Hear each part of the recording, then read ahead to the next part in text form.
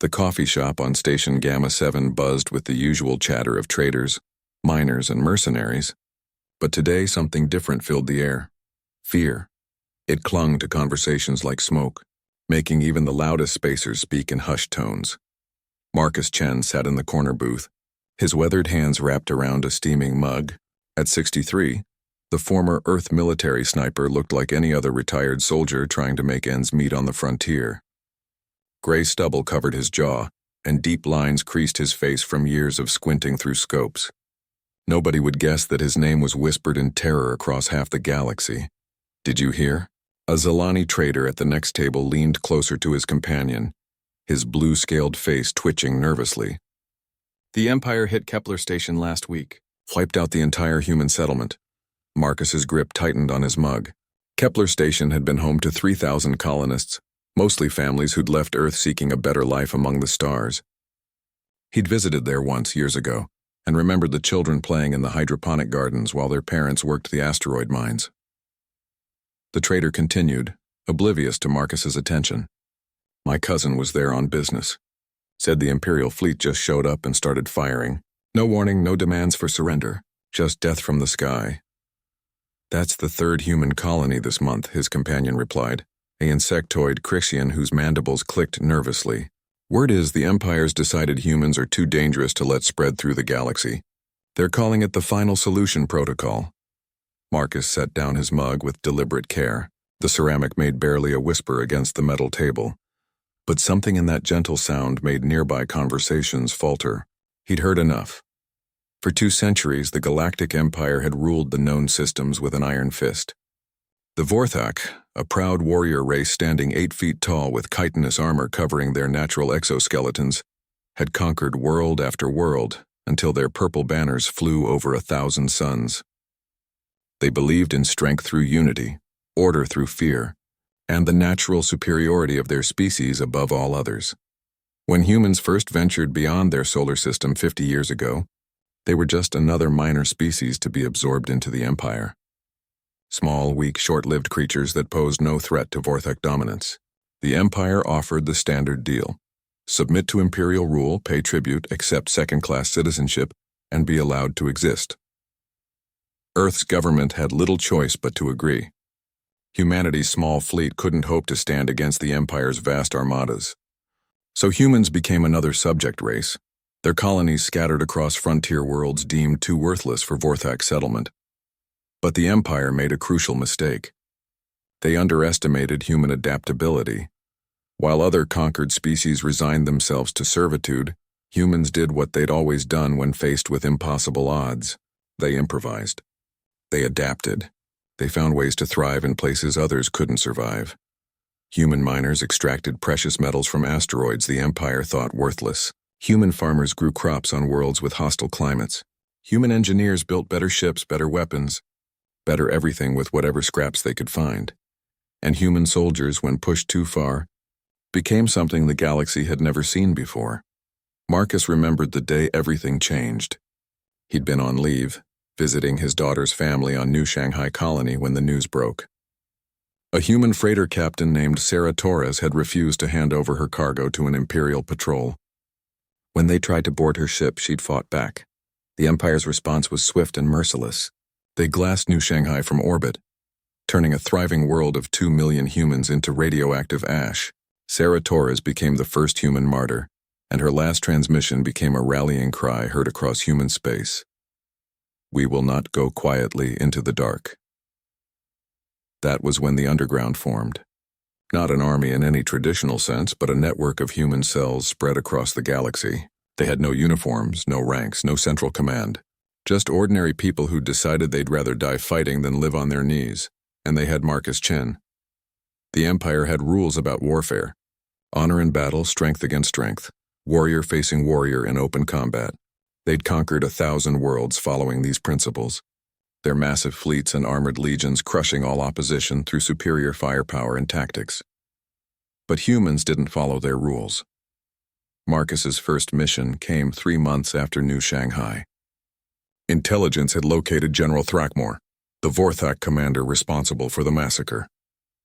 He was visiting the industrial world of Kepler 442, reviewing new weapon factories built with human slave labor. The Empire expected sabotage, maybe a suicide bombing. They stationed guards around every strategic target, swept for explosives, monitored all communications. General Thrackmore traveled in an armored convoy with a full escort of Imperial Marines. They never thought to look up. Marcus had positioned himself on a mountainside 12 kilometers away, using a modified plasma rifle with custom optics he'd built himself. When Thrackmore stepped out of his transport for an inspection tour, Marcus put a superheated bolt through the general's head from a distance no Vorthak had ever imagined possible. By the time Imperial forces reached the sniper's nest, Marcus was gone, leaving only empty shell casings and a message burned into the rock. For New Shanghai.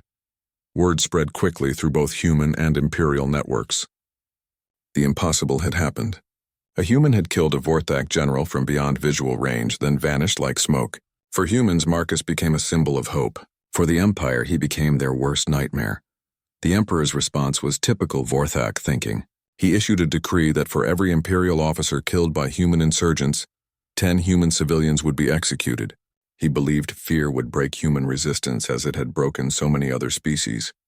Instead, it created something far worse than an insurgency. It created a legend. Marcus finished his coffee and stood slowly, his joints protesting after too many years crawling through alien terrain. The traders at the next table had moved on to discussing shipping routes, but their earlier words echoed in his mind. 3 human colonies in 1 month, thousands of innocent lives snuffed out, because the Empire had decided humanity was too dangerous to exist. He walked to the station's communications terminal and inserted an encrypted data chip. The message he sent was brief, transmitted on frequencies only the underground monitored. 2 words that would reach every human cell from the core worlds to the outer rim. Time to hunt. Across the galaxy, in hidden bases and safe houses, ordinary humans received the signal and began to move. Teachers became saboteurs, doctors became assassins, farmers became guerrilla fighters. The Empire thought it was conducting a genocide. They had no idea they'd just awakened something that would haunt their nightmares for generations to come. Admiral Kethvar studied the tactical display with growing frustration. Red dots marked the locations of 17 dead Imperial officers across 4 star systems, all killed in the past 2 weeks. Each death bore the same signature. A single impossible shot from extreme range, followed by the killer's complete disappearance. The Vorthak commander's mandibles clicked in agitation as he reviewed the latest report. Colonel Mextar, killed while reviewing troop formations on Rigel 7, shot through the head from 15.8 kilometers away during a sandstorm that should have made such accuracy impossible. No trace of the shooter found despite a grid-by-grid search of the entire region. Analysis. Science Officer Quillith, Kethvar commanded, his voice carrying the authority of 3 decades commanding Imperial fleets. The elderly Vorthak scientist's carapace had dulled to a pale purple with age, but his mind remained sharp. The ballistic analysis confirms what we've seen before, Admiral. Single projectile, fired from beyond our sensor detection range. The weapon appears to be a modified human plasma rifle. But the modifications are unprecedented. Explain. Quillith manipulated the holographic display, showing trajectory calculations and energy readings. Standard Imperial doctrine assumes maximum effective range of 2.3 kilometers for personal weapons. This human consistently kills from distances exceeding 10 kilometers. Either they've developed technology far beyond our understanding or this individual possesses capabilities that violate our fundamental assumptions about human limitations. Kethvar's primary eyes narrowed. The Empire had studied humans extensively since first contact.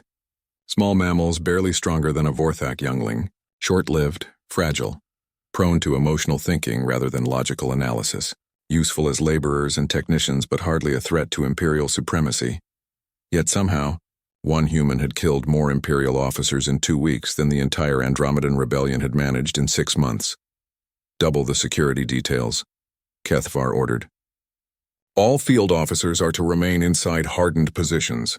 No outdoor activities, no inspections, no movement without full environmental sealing and active countermeasures. Admiral, his communications officer interrupted. We're receiving a priority transmission from Governor Jektal on Proxima Colony. The holographic image that materialized showed a Vorthak in obvious distress. Governor Jektal's usually immaculate armor was scorched, and his left primary eye showed signs of recent injury. "Admiral, the human has struck again," Jektal reported, his voice strained. "General Brixmore is dead." Kethvar's blood ran cold. Brixmore commanded the Proxima Defense Force, the Empire's most elite military unit. If the human had somehow killed him, how? Kethvar demanded. "He was inside the command bunker, Admiral, 40 meters underground, surrounded by 2 meters of reinforced titanium steel composite. The facility has no windows, no external viewports, nothing that could provide a line of sight from outside." "Then how?" "The human shot him through the ventilation system." The silence on the bridge was absolute. Kethvar stared at the governor's image, certain he'd misheard.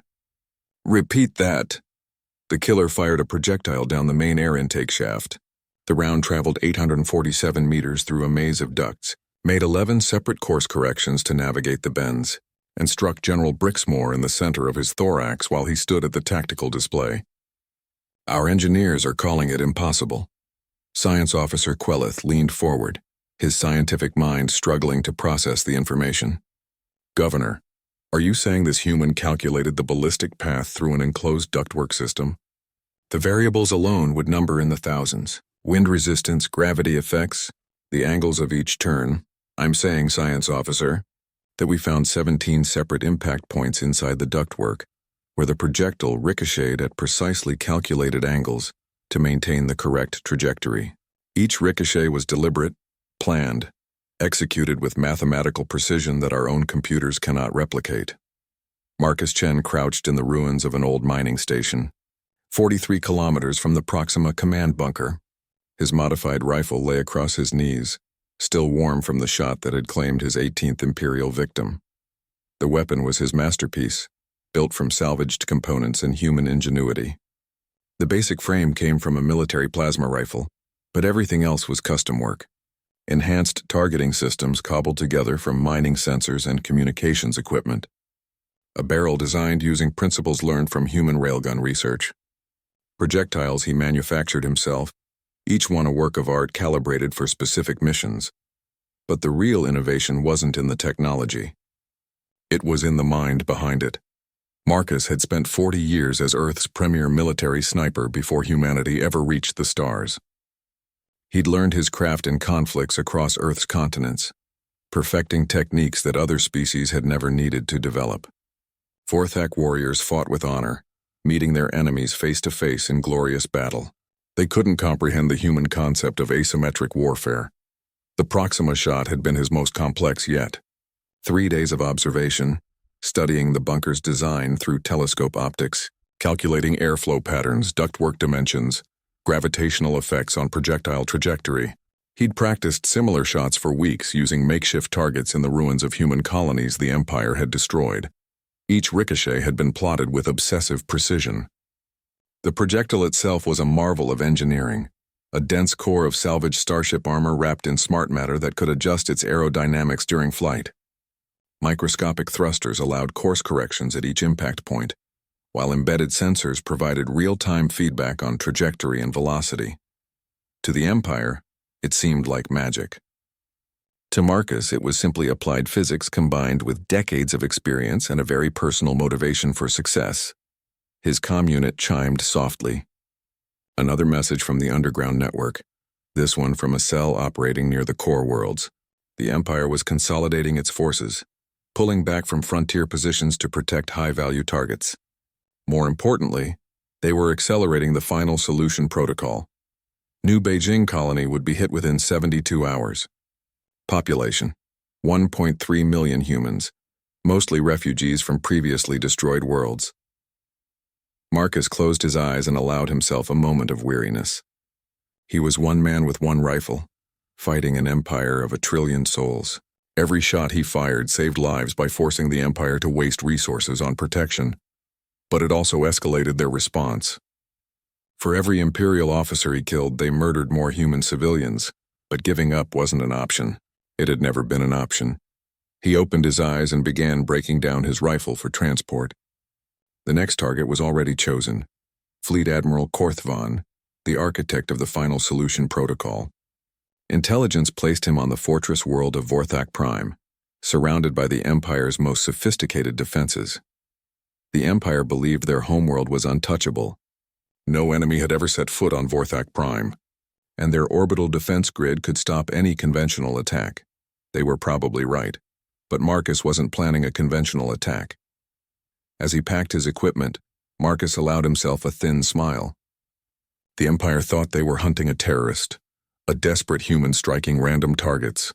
They didn't understand what they were really facing. They weren't dealing with a soldier following orders or a rebel fighting for freedom. They were facing something far more dangerous, a craftsman who had found his calling. A human who had turned killing into an art form and was about to paint his masterpiece across the stars. The Emperor himself had issued a bounty for the ghost of Proxima, 1 billion, Imperial credits for his capture, dead or alive. Special forces units from across the galaxy were converging on human space, determined to end the reign of terror. But Marcus had been hunted before, by enemies who understood human nature far better than the Vorthak ever could. He'd learned to become invisible, to move like smoke through hostile territory, to strike from shadows and vanish before his enemies could respond. The Empire was about to learn why the first rule of galactic warfare was never to fight a human sniper, and they were about to learn what happened when you broke that rule. The Imperial War Council convened in the deepest chamber of the Eternal Citadel, a fortress that had stood unconquered for 800 years. Around the obsidian table sat the Empire's greatest military minds, their purple carapaces gleaming under the harsh lighting. At the head sat Emperor Vorthak himself, his ancient eyes burning with fury that had been building for months. 23 Imperial officers dead. The Emperor's voice resonated through the chamber like the rumble of distant thunder. 23 of our finest commanders killed by a single human terrorist. The outer colonies are in panic. Trade routes are being abandoned. Our subject species whisper of human invincibility in the shadows. High General Morthak, the Empire's supreme military commander, shifted uncomfortably. His scarred carapace bore the marks of 100 victories, but even he felt uncertain facing this unprecedented threat. My Emperor, we have deployed 3 elite hunter-killer battalions to locate this human. Our finest trackers, equipped with the most advanced sensor technology available. They will find him. Will they? The Emperor's mandibles clicked in dismissal. This human has killed our officers on 17 different worlds across 12 star systems. He appears anywhere he chooses, strikes without warning, and vanishes like smoke. Our conventional forces cannot even locate him, much less capture him. Science advisor Quelith leaned forward, his aged voice carrying decades of Imperial service. My Emperor, I have been studying the tactical patterns of these attacks. This human demonstrates capabilities that exceed all known biological limitations for his species. Explain. The precision of his shots defies mathematical probability. The distances involved require calculations that would challenge our best tactical computers, yet he performs them instantly, under combat conditions, while remaining completely undetected by our surveillance systems. The Emperor's primary eyes fixed on the scientist with predatory intensity. Are you suggesting this human possesses supernatural abilities? No, my Emperor. I am suggesting that we have fundamentally misunderstood human potential. We classified them as a minor species based on physical strength and lifespan. We never considered that their neural plasticity might allow for capabilities we cannot replicate. High General Morthak's voice carried barely controlled anger. You speak of a single human as if he were a force of nature. He is one primitive mammal with a crude weapon. We have faced and conquered species far more advanced. With respect, High General, Quelith replied, those species fought according to rules we understood. They used conventional tactics, predictable strategies, logical responses to our actions. This human operates by different principles entirely. Across the galaxy, Marcus Chen moved through the asteroid belt surrounding the Kepler system with practiced stealth. His modified ship, little more than a stripped-down mining vessel with enhanced sensors and life support, drifted among the rocks like another piece of debris. The Empire was hunting him now with everything they had. 3 full battalions of their elite forces, supported by sensor networks that could track a mosquito across a solar system. But Marcus had advantages they couldn't comprehend. He'd learned invisibility in the jungles of Southeast Asia, stalking enemies who knew the terrain better than he ever would. He'd perfected patience during the urban conflict, spending days in a single position waiting for the perfect shot. And he'd mastered adaptation during the corporate wars, fighting with whatever equipment he could scavenge from fallen enemies. Now he combined all those skills with something new, an intimate knowledge of imperial psychology gained through months of observation and study. The Vorthak were predictable in their way, following patterns of behavior that had served them well for centuries. They thought in terms of honor, hierarchy, and overwhelming force, but they'd never faced a human who thought like prey. Marcus reviewed the intelligence reports on his next target. Admiral Korthvan, architect of the Final Solution Protocol and the mind behind humanity's genocide. The Admiral was currently stationed on Fortress Vextar, an asteroid base in the core systems that served as the Empire's primary strategic planning center. The fortress was considered impregnable, built into a solid metallic asteroid 15 kilometers in diameter. Its entire surface was covered with defensive weapons capable of destroying a battle fleet. The interior consisted of hundreds of levels connected by a maze of corridors, all monitored by security systems that tracked every movement larger than an insect. Any conventional assault would be suicide. Even if Marcus could somehow reach the fortress undetected, penetrating its defenses would be impossible. The Empire's best minds had designed Vextar to withstand siege by entire fleets. But Marcus wasn't planning a siege. He was planning something the Empire's best minds had never considered. The asteroid belt around Kepler-7 contained thousands of metallic rocks, remnants of a planetary system that had never quite formed. Imperial mining operations had been extracting rare minerals from these asteroids for decades, using automated harvester ships guided by simple AI systems. Marcus had spent 2 weeks studying their operations, learning the schedules, understanding the technology, mapping the shipping routes. Now he knew exactly what he needed. The harvester ship Gamma 77 was typical of its type, a blocky industrial vessel designed for endurance rather than speed. Its massive manipulator arms could crack open asteroids and extract their valuable cores with surgical precision.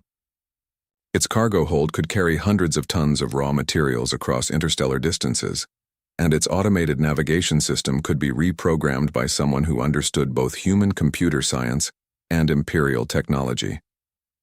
Marcus docked with Gamma 77 while it was between harvesting runs, his small ship attaching to the larger vessel's service port like a parasite.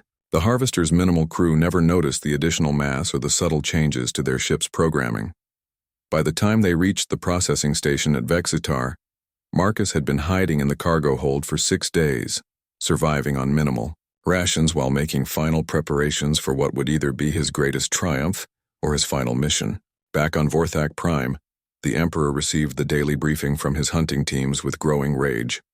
All 3 battalions reported the same thing: no trace of their target. The human had simply vanished from the known galaxy. He must be hiding somewhere, High General Morthak insisted. No one can remain invisible indefinitely. Our sensor networks cover every inhabited system, every trade route, every... The Emperor's communicator chimed with an emergency signal. The image that appeared showed Admiral Korthvan himself, speaking from his command center deep within Fortress Vextar. My Emperor, we have detected an anomaly in the asteroid harvesting operations. One of our automated ships is approaching the fortress with an irregular cargo manifest. Explain. The ship shows proper identification codes and follows approved flight paths, but its cargo appears to be a single large metallic object rather than the usual processed ore. Our scans cannot penetrate the object's composition due to its density and metallic properties. The Emperor felt a chill run through his exoskeleton. Admiral, you will immediately activate all fortress defenses and... The transmission cut off. Marcus had spent months calculating every variable for this shot. The harvester ship's manipulator arm had been modified to serve as the largest rifle barrel ever constructed, using the ship's fusion reactor to power a magnetic acceleration system that turned a tungsten projectile into a relativistic projectile. The cargo was actually a solid block of compressed uranium, designed to fragment at precisely the moment it breached the fortress's outer hull. At nearly 10% of light speed, the projectile punched through 15 kilometers of solid metal and defensive barriers as if they were made of paper. Admiral Korthvan had just enough time to see his tactical display register the impossible before the fragmenting projectile turned his command center into superheated plasma. The explosion that followed lit up the core systems for 3 days. When the Emperor received confirmation of Admiral Korthvan's death, along with the complete destruction of Fortress Vextar and its garrison of 10,000 Imperial troops, he finally understood what his empire was truly facing. This wasn't terrorism. This wasn't rebellion. This wasn't even warfare as the Empire understood it. This was evolution in action.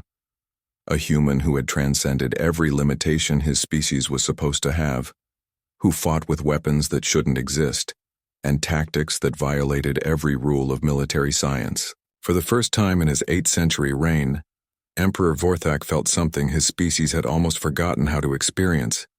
He felt fear. The Imperial Senate erupted in chaos as news of Fortress Vextar's destruction spread through the chamber. Representatives from 100 conquered worlds shouted accusations and demands, while the purple-robed senators tried to maintain order. The impossible had happened.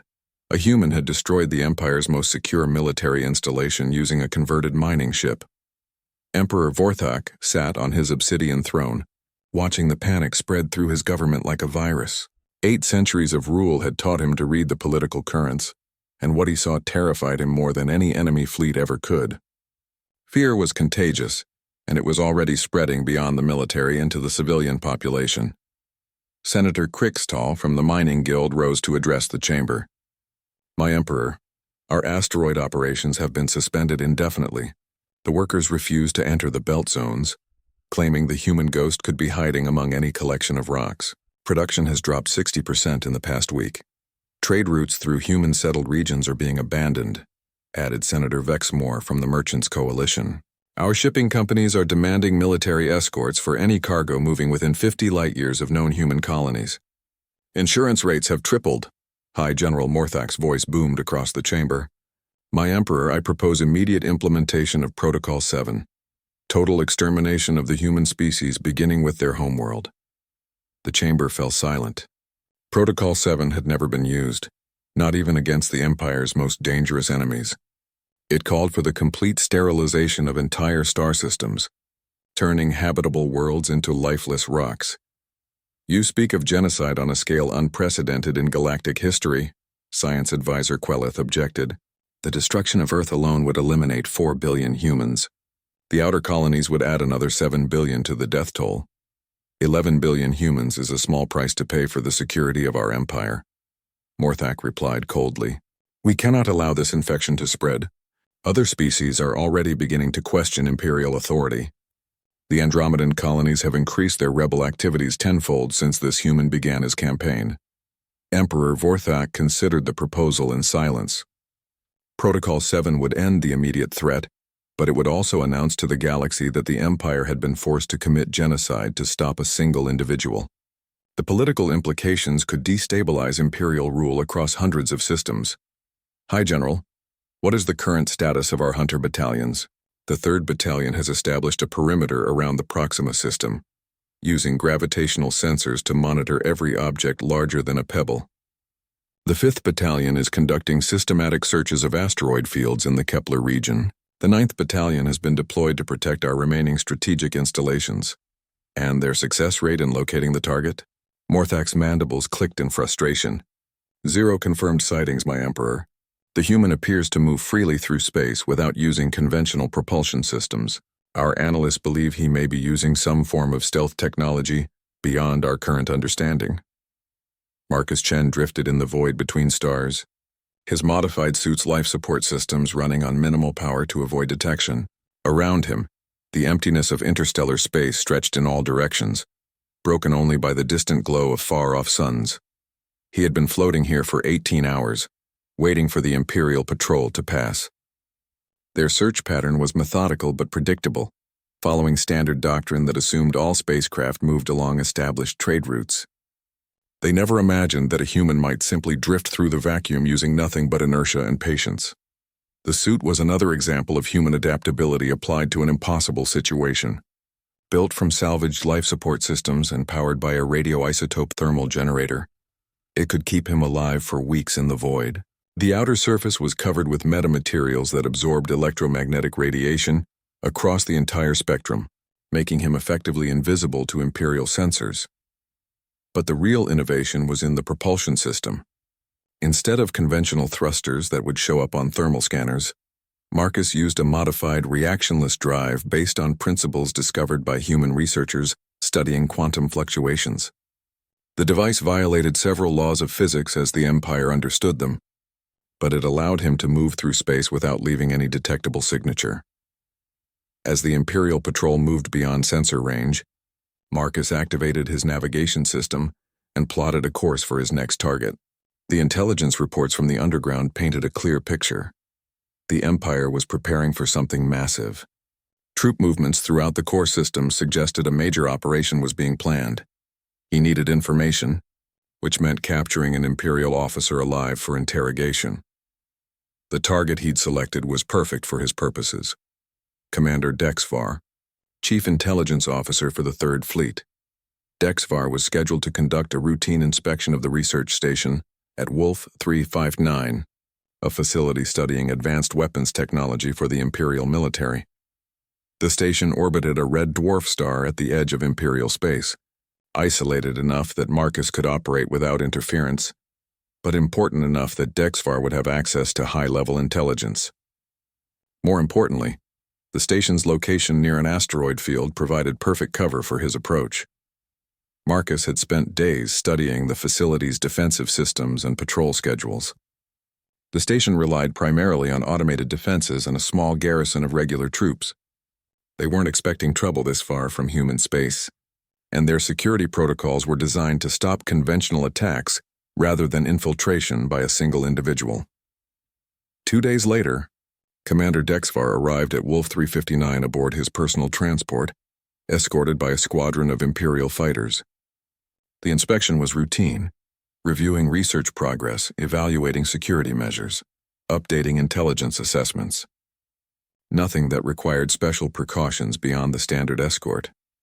The fighters maintained a patrol pattern around the station, while Dexvar conducted his business inside. Their sensors swept the surrounding space regularly, but they were looking for ships, not a single human in a stealth suit approaching from the direction of the local star. Marcus had timed his approach to coincide with the station's day cycle, when the glare from Wolf 359 would make optical detection nearly impossible. He drifted past the patrol ships like a piece of cosmic debris, his suit's adaptive camouflage matching the background radiation perfectly. The station's hull was standard, Imperial construction, thick armor plating designed to resist weapon impacts rather than prevent infiltration. Marcus used molecular cutting tools to create an entry point in a maintenance section, sealing the breach behind him to prevent atmospheric alarms. Moving through the station required all his skills in stealth and infiltration.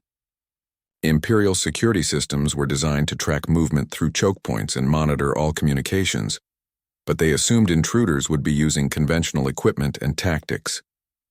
Marcus's suit allowed him to crawl through ventilation systems, hide in equipment spaces, and move through areas where life support sensors weren't calibrated to detect human biosignatures. He found Commander Dexvar in the station's central laboratory, reviewing classified research data on a secure terminal. The Vorthak officer stood 8 feet tall in standard Imperial armor, his purple carapace gleaming under the laboratory lights. 2 guards flanked him at regulation distances, their weapons held at ready positions. Marcus waited in the ceiling above them, hidden among the environmental systems, studying their patrol patterns and response protocols. He needed Dexvar alive and relatively unharmed, which meant taking out the guards without raising an alarm or damaging the intelligence officer.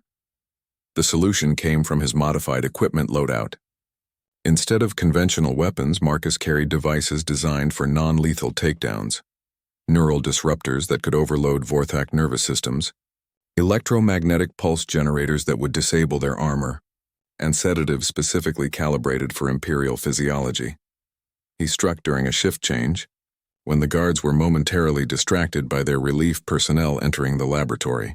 2 neural disruptor discs, thrown with perfect accuracy, struck the guards at the base of their skulls where the armor joined their carapaces. They collapsed instantly, their nervous systems temporarily scrambled but not permanently damaged. Commander Dexvar spun toward the disturbance, reaching for his sidearm, but found himself facing a nightmare from Imperial propaganda broadcasts. A human in impossible armor, standing in a place where no human should be able to survive, aiming a weapon that looked like nothing in Imperial arsenals.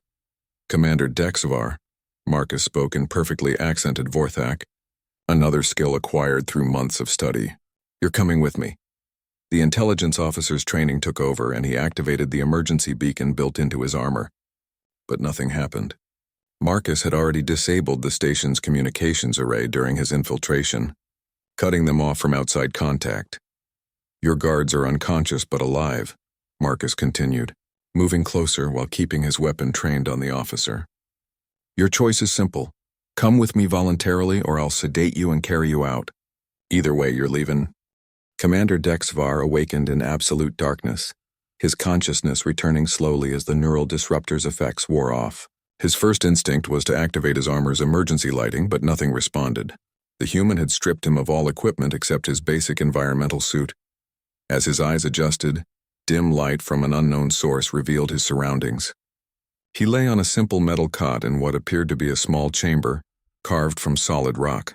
The walls showed tool marks from human mining equipment, suggesting he was inside an asteroid that had been converted into a temporary base.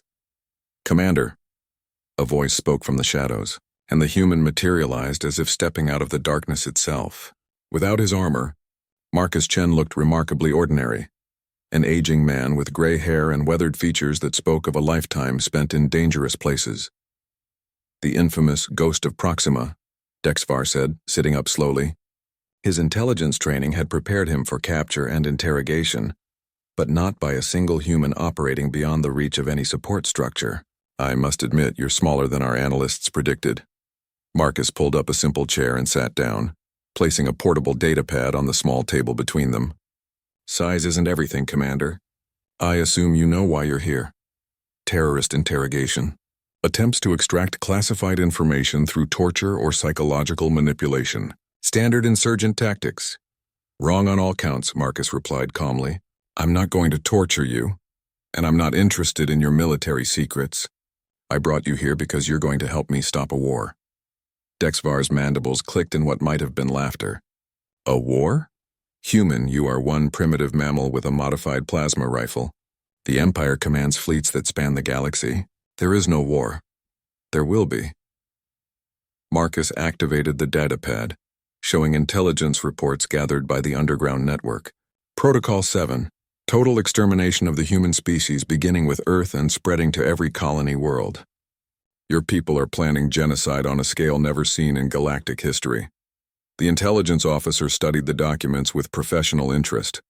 The data was classified at levels that should have been impossible for humans to access. Yet here it was. Troop movement orders, fleet deployment schedules, targeting priorities for planetary bombardment. How did you obtain these documents? Dexvar asked. Your empire assumes humans are simple creatures, Commander. Manual laborers, maintenance workers, servants and slaves who are beneath notice. You never considered that some of those servants might be recording your conversations, copying your files, reporting your movements to people who know how to use that information. The truth hit Dexvar like a physical blow. The Empire employed millions of human workers throughout their territory, granting them access to facilities and information considered too mundane to require security clearance. If even a fraction of those workers were actually intelligence operatives, the underground has been watching your every move for months, Marcus continued. We know about the assault fleets massing at Rigel Base. We know about the planet-killer weapons being moved into position around Sol System. And we know that Emperor Vorthak has given the order to begin extermination operations within 72 hours. Then you also know that nothing can stop it, Dexvar replied. The Emperor's word is absolute. Even if you killed every officer in the Imperial military, the automated systems would execute the protocol on schedule. That's where you come in. Marcus leaned forward, his eyes holding an intensity that made the Vorthak officer distinctly uncomfortable. You're going to help me send a message to your Emperor, one that will make him reconsider his decision. I will not betray the Empire. I'm not asking you to betray anything. I'm asking you to help me save your people from making the biggest mistake in galactic history. Over the next several hours, Marcus laid out a scenario that chilled Dexvar to his core. The human population might only number 11 billion scattered across dozens of worlds, but they had spent the past 6 months preparing for exactly this situation. Every human colony had been quietly evacuated of non-combatants, with civilians relocated to hidden bases in uncharted systems. What remained were soldiers, engineers, and volunteers who had chosen to stay behind for one purpose: to make the Empire pay such a catastrophic price for genocide that they would never attempt it again. 200,000 humans, Marcus explained, showing Dexvar detailed operational plans. Everyone a specialist in asymmetric warfare, sabotage, or infiltration. Everyone equipped with technology your people can't detect or counter. Everyone with a target list of Imperial installations, infrastructure, and personnel. 200,000 cannot stand against trillions. They don't have to stand against them. They just have to make the Empire wish they'd never heard of humanity. Marcus activated another file, showing orbital mechanics calculations and temporal projections. Your fleets can glass our worlds, Commander, but they can't glass empty space. And by the time your bombardment begins, there won't be any humans left on those worlds to kill. Where will they go? Everywhere. The simple answer carried implications that made Dexvar's carapace crawl. Every Imperial world, every trade route, every military installation. You want to exterminate humanity? Fine. But we'll spend our last days making sure the Empire remembers why the first rule of galactic warfare is never to fight a human sniper. The intelligence officer studied the operational plans with growing horror. The humans had identified critical vulnerabilities throughout the Imperial infrastructure. Power stations that supplied energy to entire continents, manufacturing facilities that produced essential equipment, communication hubs that coordinated interstellar government. This is madness, Dexvar whispered. You're talking about the collapse of galactic civilization. We're talking about mutual assured destruction, Marcus corrected. Your people can kill us, but we'll take your empire down with us. Every human who dies will cost you 100 Imperial citizens.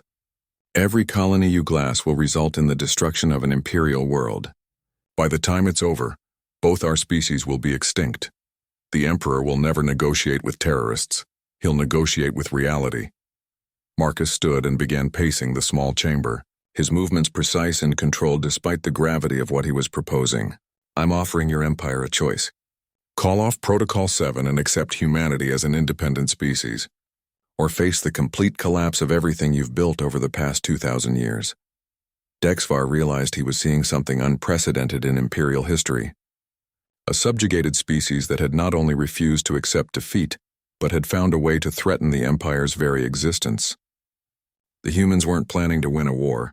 They were planning to ensure that nobody won. Even if I agreed to carry this message, the commander said slowly, the Emperor would never believe that humans possess the capabilities you claim, which is why you're going to witness a demonstration. Marcus returned to his chair and activated the datapad's communication system. Underground Command, this is Ghost Actual. Execute Operation Lighthouse. Across the galaxy, hidden cells of human operatives received the signal and began moving toward their assigned targets. They had been waiting for months, infiltrating Imperial installations, studying security procedures, positioning themselves for maximum impact when the order came. The first target was the communications relay at Altair Station, a massive facility that coordinated fleet movements across 6 star systems. The Empire considered it impregnable, surrounded by defensive platforms and protected by the finest electronic countermeasures available. Sarah Martinez had been working as a maintenance technician at the station for 8 months, her false identity so perfect that she'd even received commendations for her excellent work. When the signal came, she was already inside the main server complex, having volunteered for the night shift to ensure she would be alone.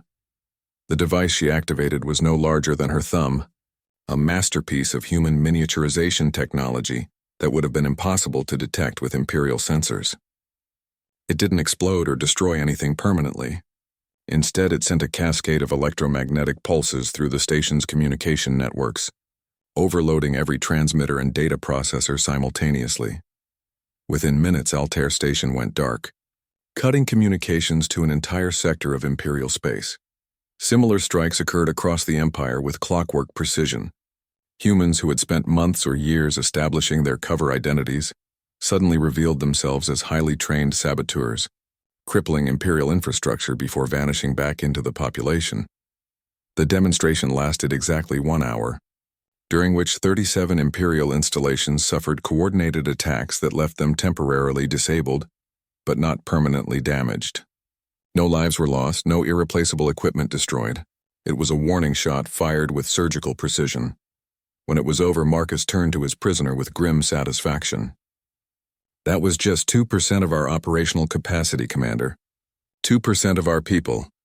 Targeting 2% of your infrastructure.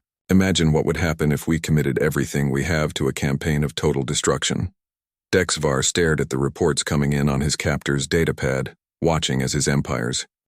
The Imperial throne room fell silent as Emperor Vorthak finished reading the message delivered by the returned Commander Dexvar.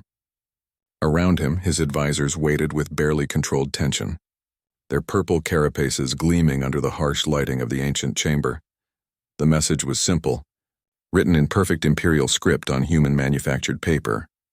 "Protocol 7 ends now, or your empire burns with us. Choose wisely. The Ghost of Proxima. Explain to me again how this terrorist obtained you," the Emperor commanded, his voice carrying 8 centuries of absolute authority. Commander Dexvar stood at attention, his report already delivered, but the Emperor's disbelief demanding repetition. "My Emperor, the human infiltrated Wolf 359 station using technology that rendered him invisible to our sensors. He neutralized my guards without permanent harm, and extracted me through systems our engineers insist should be impossible to navigate. And these claims of human infiltration throughout our empire? The demonstration was comprehensive, my Emperor. 37 facilities across 12 systems struck simultaneously with perfect coordination. The humans have been watching us for months, possibly years." High General Morthak stepped forward, his scarred carapace radiating fury. "My Emperor, this is obvious psychological manipulation. One terrorist with delusions of grandeur attempting to prevent the inevitable. I recommend we proceed with Protocol 7 immediately." "You recommend we ignore evidence of empire-wide infiltration?" Science Advisor Quelith interjected.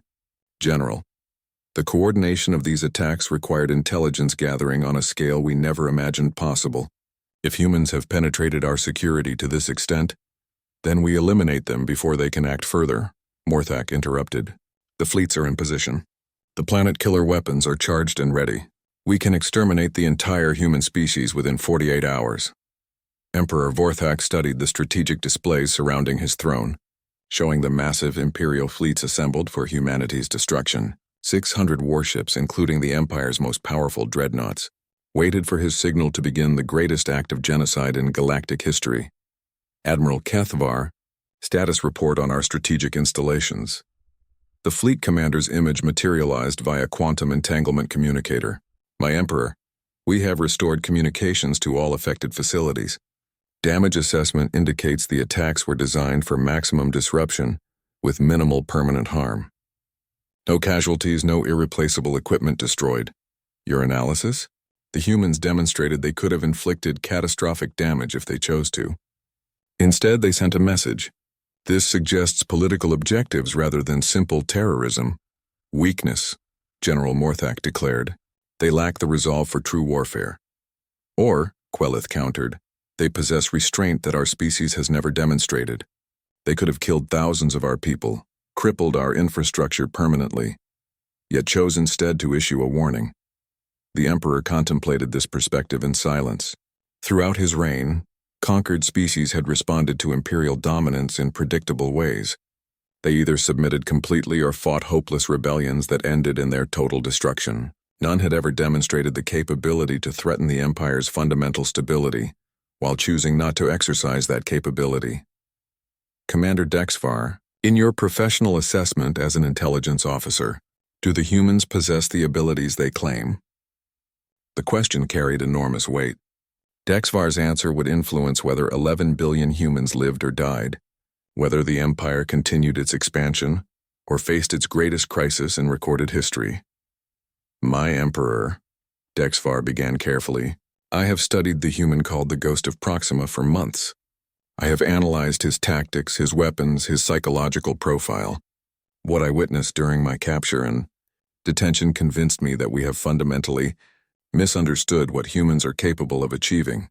Elaborate. This individual operates with capabilities that exceed every theoretical limitation we have established for organic intelligence. His technology violates principles we consider universal. His strategic thinking follows patterns our best analysts cannot predict. If he represents even a fraction of human potential, the commander paused, gathering courage for words that might be considered treasonous. My emperor, if the humans can produce even 1,000 individuals with similar capabilities, Protocol 7 will not eliminate them. It will unleash them, and the Empire may not survive what follows. The throne room erupted in heated arguments as advisors debated humanity's fate. Some demanded immediate implementation of the extermination protocol, while others urged caution in the face of unknown capabilities. Through it all, Emperor Vorthak sat in contemplative silence. Meanwhile, light years away, Marcus Chen prepared for what might be his final mission.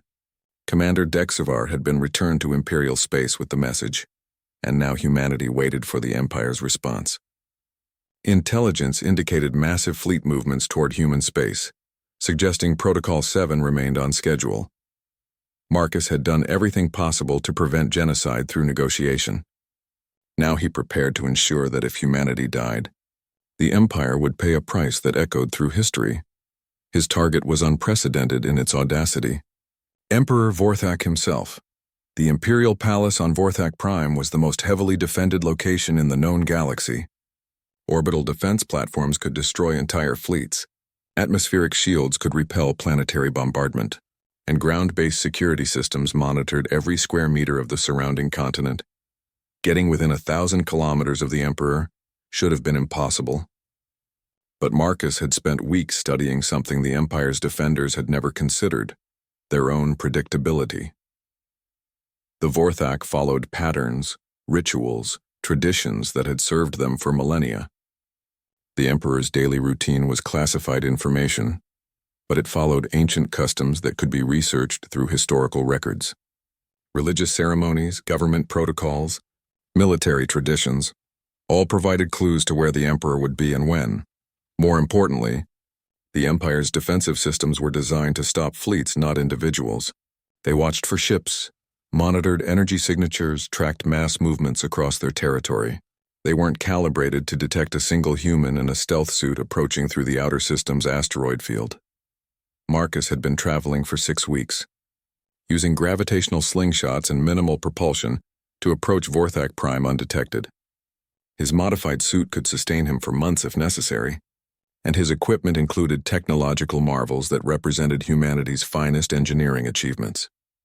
The weapon he carried for this mission was his masterpiece, a rifle that existed at the absolute limit of what human science could achieve. Its projectiles could adjust their trajectory mid-flight, penetrate any known armor, and deliver enough kinetic energy to crack a starship's hull. But the real innovation was in the targeting system. Marcus had spent decades perfecting his marksmanship, pushing human abilities to their absolute limits. For this shot, those abilities were augmented by quantum computers, gravitational sensors, and predictive algorithms that could calculate probability curves across interplanetary distances. He positioned himself on the surface of Vorthak Prime's outermost moon, 43,000 kilometers from the Imperial Palace. At that range, gravitational effects, atmospheric distortion, and planetary rotation created variables that would challenge a military computer.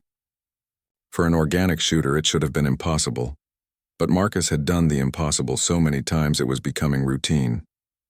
Through his scope, enhanced with sensors that could detect heat signatures through the palace's defensive shields, he watched the Emperor's daily routine unfold exactly as historical records suggested it would.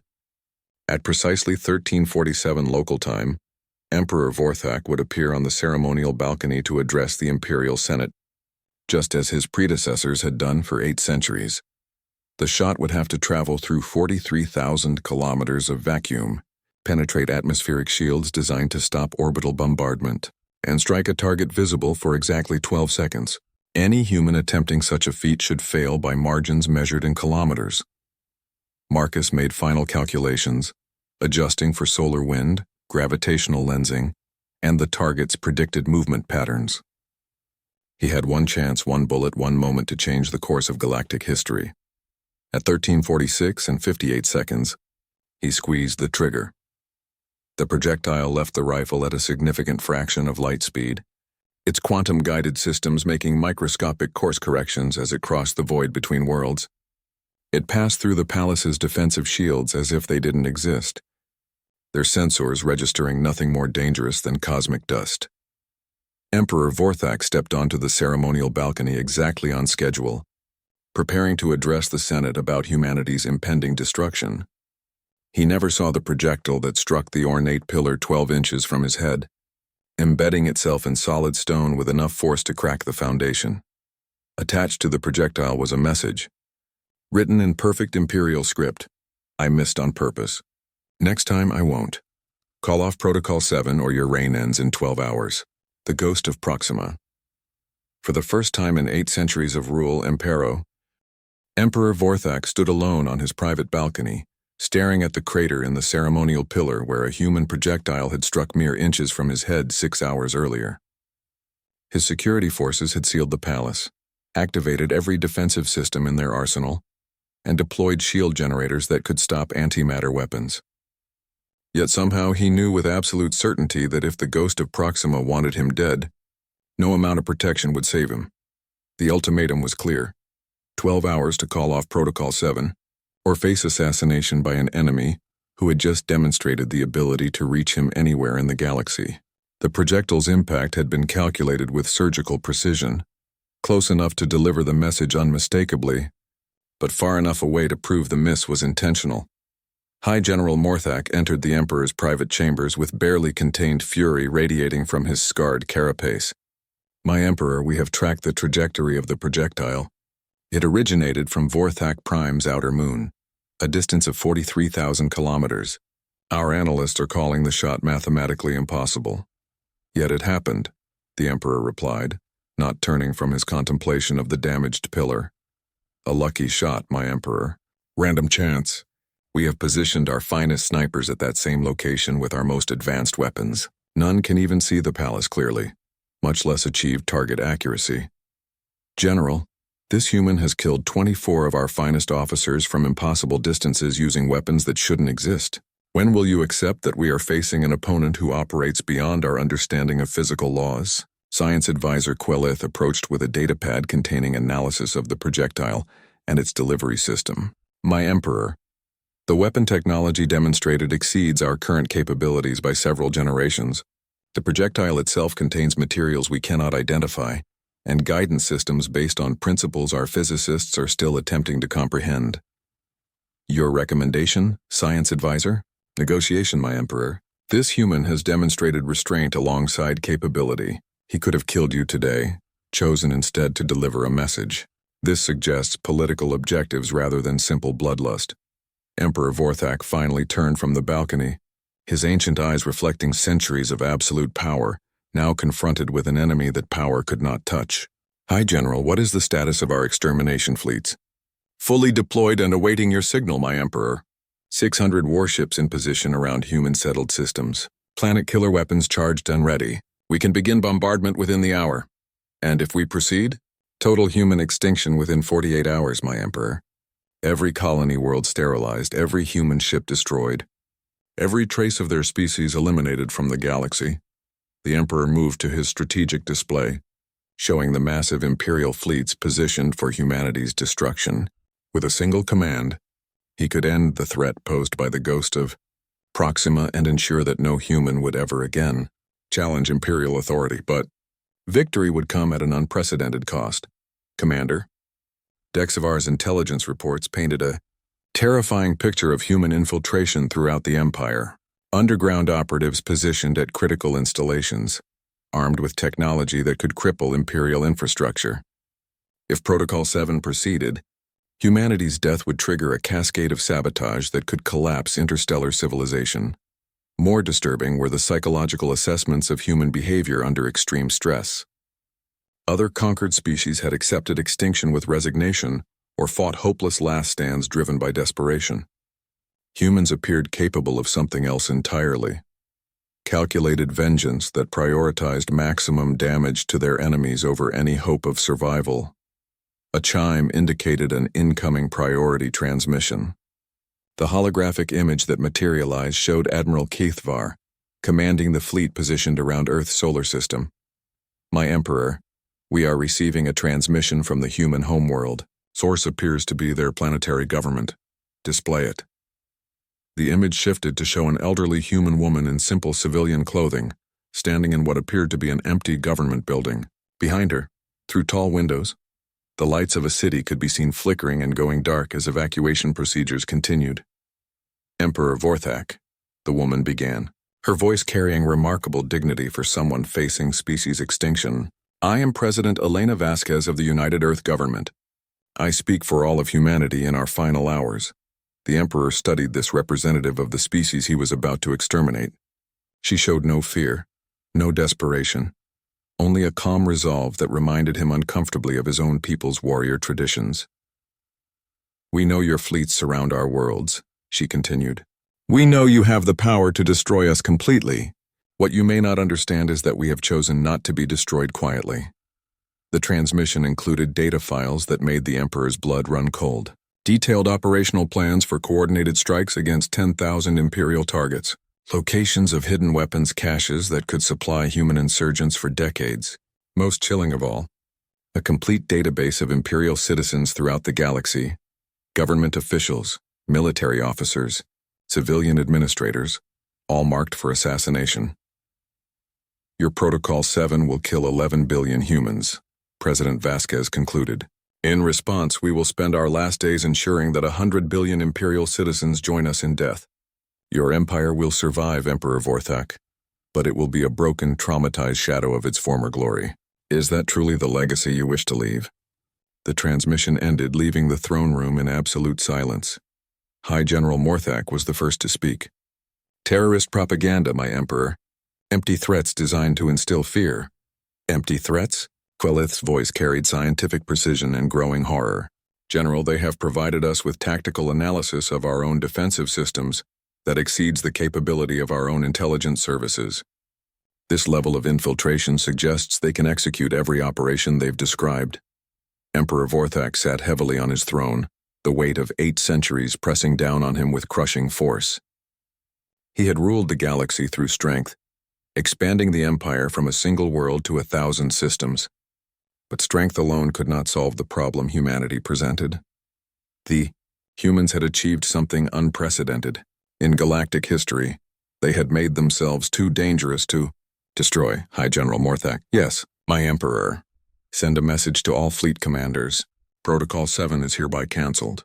All ships are to withdraw from human space immediately. The throne room erupted in shocked protests from his advisors, but the Emperor's voice cut through the chaos with absolute authority. Furthermore, you will transmit the following message to all human colonies. The Galactic Empire hereby recognizes human independence and territorial sovereignty.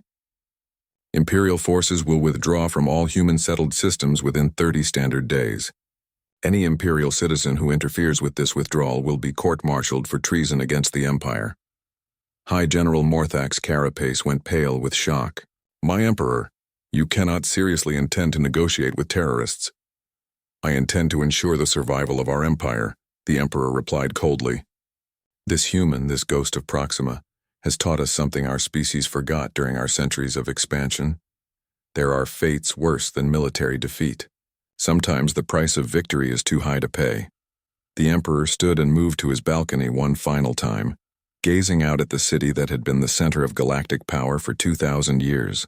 Tomorrow, historians would mark this day as the moment the Empire's absolute dominion ended. But the Empire would survive, which was more than could be said for the alternative. Science advisor Quelith, you will establish a new military doctrine to be taught in all Imperial academies. It will be known as the first rule of galactic warfare. What should this rule state, my Emperor? Never fight a human sniper. And if circumstances force such a confrontation, pray to your gods that you can find terms for surrender before they decide to stop missing on purpose. Across the galaxy, as news of humanity's independence spread through underground networks and Imperial communication systems, Marcus Chen finally allowed himself to rest. He had spent 18 months as a ghost haunting the Empire's nightmares, proving that even the mightiest civilizations could be brought to terms by a single individual who refused to accept defeat. The war was over. Humanity was free. And somewhere in the Empire's military academies, future officers would learn the lesson he had taught through bullets and blood, that the deadliest weapon in the galaxy wasn't a starship or a planet killer. It was a human being with nothing left to lose and the skills to make that loss everyone's problem. The ghost of Proxima had vanished as suddenly as he appeared, leaving behind only a legend that would be whispered in fear across 1,000 worlds. But the rule he established would endure as long as sentient beings traveled between the stars. Never fight the human sniper. The Galactic Empire had learned that lesson the hard way, and they would never forget it.